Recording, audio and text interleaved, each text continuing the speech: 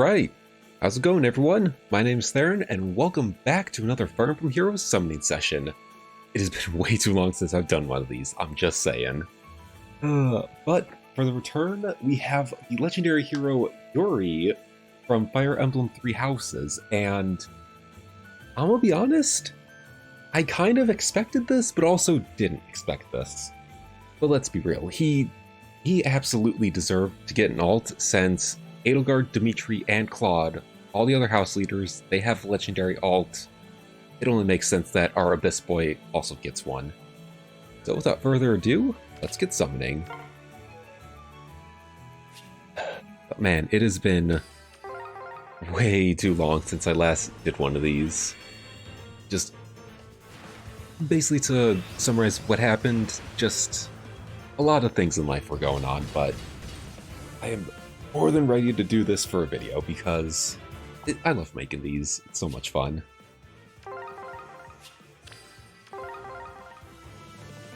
Also, this is a very interesting banner to just really pull on in general.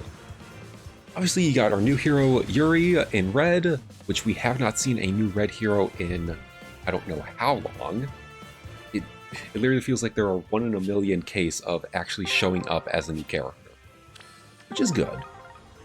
I will say, kinda expected male Corrin instead of Yuri like the rest of the world, but again, this is totally fine.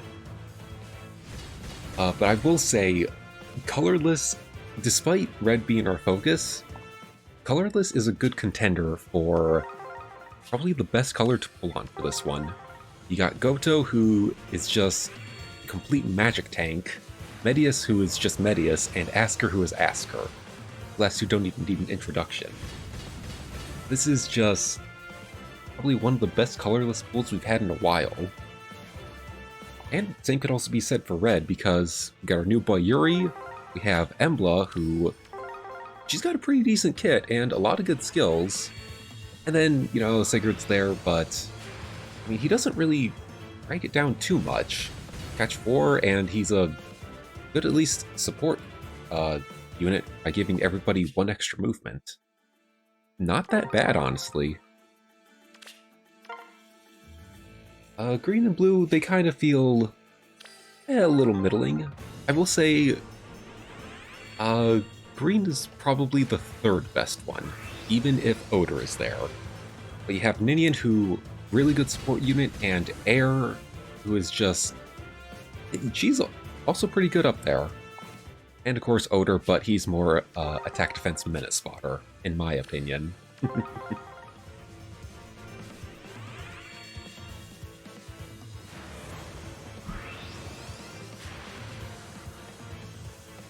Oh! And got myself another Asker, cool! Do want to use at least one of them for fodder because I want that ideal skill and bulwark on a Lucas build I want to try. It's good. I'll still take it. I think any other Asker I get will definitely be a merge, so hey, we got a +1.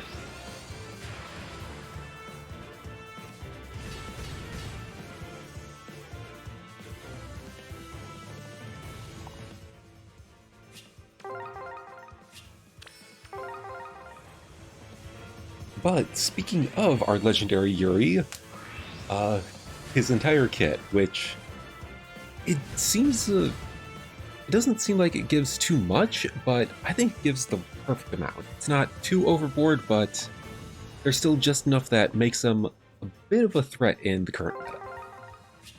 First up, he's got the Abyssal Blade with Slaying effect, like every unit has nowadays.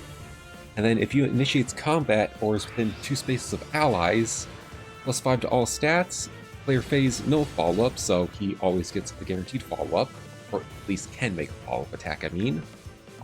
And true damage equal to 20% of his speed, and a 30% damage reduction on foe's first attack.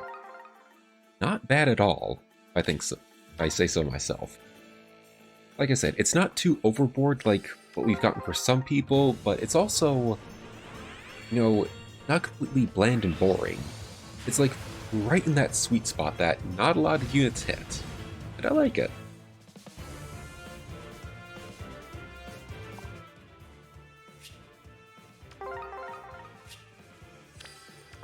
Then he also comes with a new A skill, Attack Speed Hexblade, which, the second I saw this, I knew that this was basically Tier 4 Sorcery Blade. And I am so happy that they gave that skill a Tier 4. It just sucked, in my opinion. It literally was just, if you're nearby a magic ally, you get adaptive damage. Which is okay, but it's really just a waste of a slot and a Sacred Seal. Also, how you doing, Goto? Good to see you actually show up this time instead of avoiding me like the plague. Yeah, that could be workable.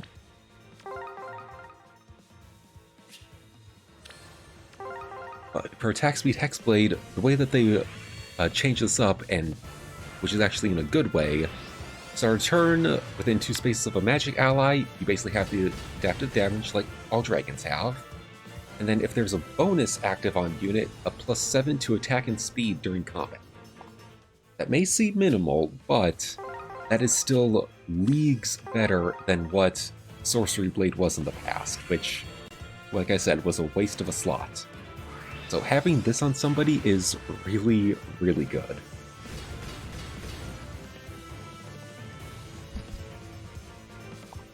Also, when I woke up this morning, I saw a video, I forget who it was from, but apparently the thumbnail had Legendary Alm, and apparently they gave Alm Attack Speed Hexblade, which, now that I think about it, that might be a strat. Because he has adaptive, he basically deals damage equal to, I want to say it's the foe's res is what Luna Arc do? Luna Arc does? I don't know. It's been a while since I've looked at his kit, but considering it does damage equal to, I believe, the res, like I said, I don't remember, having adaptive damage on Legendary Alm is going to be nuts. So I kinda want that, but I'll see.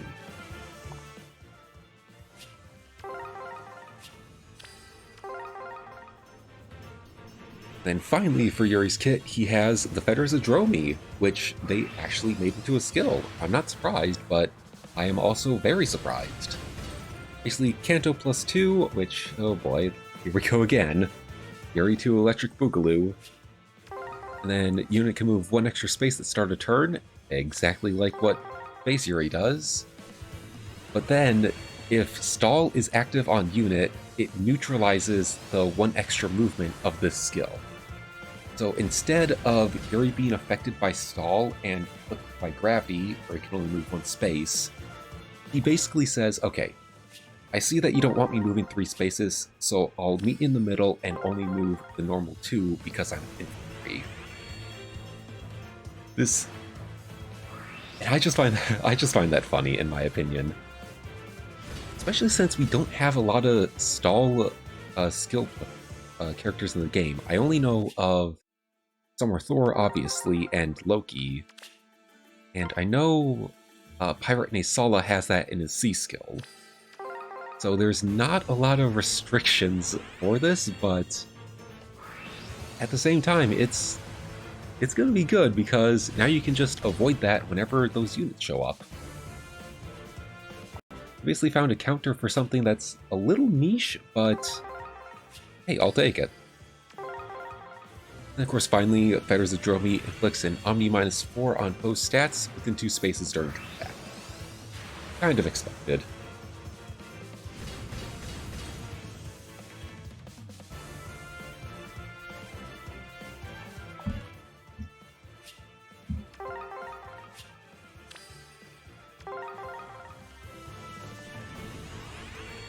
I will say, for our legendary Yuri, yes, he is good, and he's going to be kind of annoying sometimes in, like, summer duels and arena if you do run into him. But I will say, you can also run him in AR, but from what I know, it's not the best idea to do that for a legendary hero, because there are only certain times in the week that you can actually, or month I mean, that you can do that. And being wind, you're not going to get them, every single week sometimes. But even when you do, considering a lot of people like to run Summer Thor on those AR defense teams, there you go, you have somebody who can ignore the stall, which is, again, going to be very handy.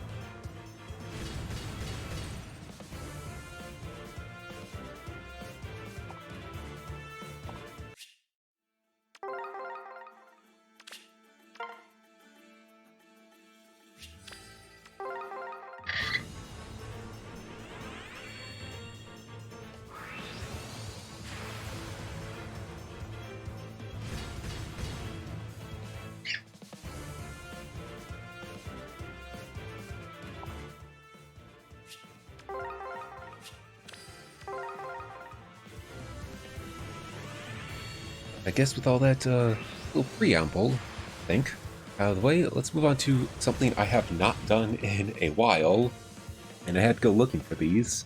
A little bit of a Q&A, because I had a lot of these on a couple of videos from Chris England. And just a quick little reminder, if you ever want to ask a question... my mouth is still recovering from drinking water. If you ever want to ask a question for a future summon session, just leave it in the comment section down below. I'll put it on a Word doc and hopefully be able to answer it in the next one. But first up from Chris England, he asks, Ophelia has Red Tome Arcane, but its base is the Dark Magic line, with 9 users in the 3 to 4 star pool, 2 which are Grail. Do you think they'll ever make a Fire Magic line Arcane Tome? And if so, who would it be on? Or who would I want it to be on? So thank you for the question, and... I mean, okay.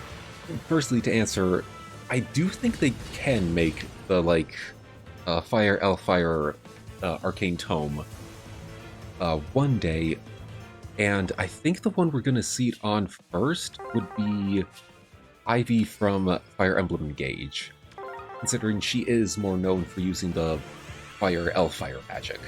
At least that's what I kind of got from my playthrough.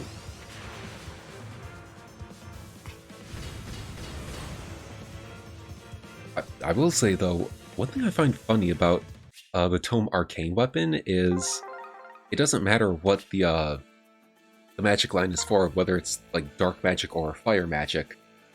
Any red tome can just inherit it outright. You don't need the rest of the line. I was literally able to give one of my arcane eclipses to my base Celica. Just right out the gate. Doesn't even need a Flux, Ruin, or Fenrir on her, which I find interesting.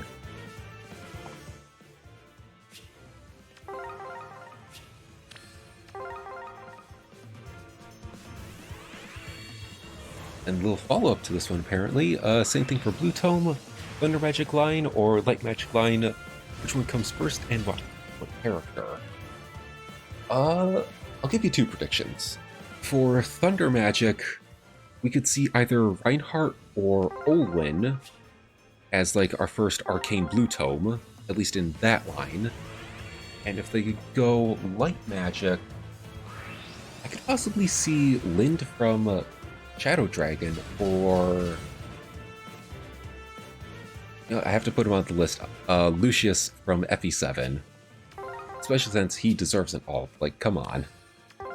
Pretty boy with long blonde hair. He should be in the game already with an alt. Why? I think those 2 are those 2 or 3, because Reinhardt / Owen. But they sort of seem like the best bets when it comes to Arcane Blue Tomes. At least who will get first.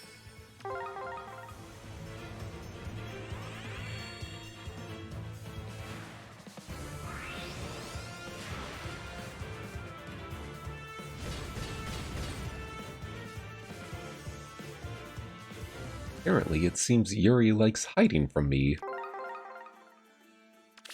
Listen, Yuri, I know as of recording this tomorrow... Okay, no reds. Yeah, that's fine. But I know tomorrow as of recording this is April 1st, and I know you like being a trickster, but... Come on, you could just wait a day, please. Who am I kidding? I got Spark Chrome anyways, which is fine. But let's grab one more question from Chris England. And they ask, with 3 houses, we have some characters who made a beeline straight for seasonal hell. Who out of the engaged cast do you think will be stuck in seasonal hell as well? A little side note, I would not be surprised if Yunaka was one of these cases. Firstly, for the Naga thing, she is so popular, I think Intelligence Systems knows that, and while they will make seasonal alts for her eventually, I think they're gonna make sure that they add her normal alt in first before they do anything seasonal. Just because she is so popular amongst the people. For engaged characters being stuck in seasonal hell. God, I gotta remember most of that cast now. I mean, you could see some of the, like, royal retainers, like, Andrea, Benet, maybe Lapis or Citrine? I'm not sure about those two. Jade, I definitely do think she could be seasonal lock. Who else? Probably Zelkov as well, Ivy's retainer. I think Kagetsu's a little too popular to be going straight into the seasonal pool right off the bat, but Zelkov, maybe. And I guess... probably Vander. Well, no, Vander is like the Jagans. Maybe Clan or Fram? Not sure about the twins there. But a lot of the retainers do seem like good choices for seasonal hell right off the gate.